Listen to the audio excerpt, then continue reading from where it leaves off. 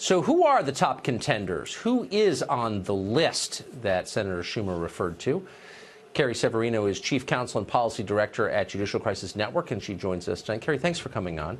Great to be here. So before we get to the list, let me ask you, just as a factual matter, is it possible for Democrats to prevent the president from installing a new Supreme Court justice?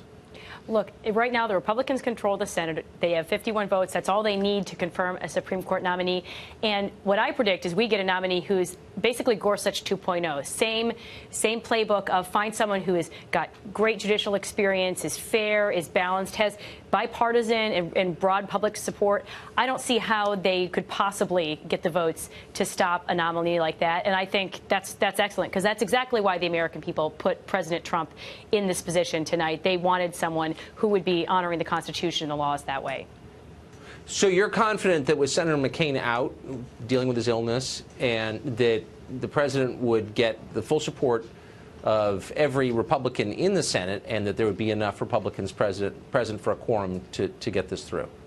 Obviously, you know, with such a narrow margin, you do have to make sure everyone is there. You can't have anyone out on a trip or out sick. However, you know, again, these are the best of the best. If you look at this list of nominees, and I know we're going to, it is some of the brightest legal minds in the country. So I just think all of them would be such shoo-ins. Who's on it? Well, there's people who are. List? Right. Obviously, aside from Mike Lee, everyone else has records on the judiciary. You have people who have served on their state Supreme Courts, people like Joan Larson and David Strauss, who both of them were on state Supreme Courts, now on federal courts. Don Willett, same thing in the Texas Supreme Court. You have people who had experience in district courts as well, like Amul Thapar.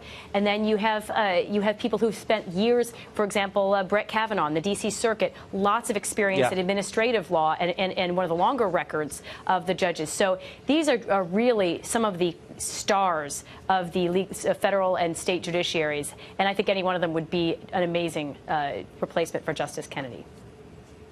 Brett Kavanaugh's an impressive guy, for sure. Yeah. Carrie, thank you for that overview. Appreciate it. Thanks.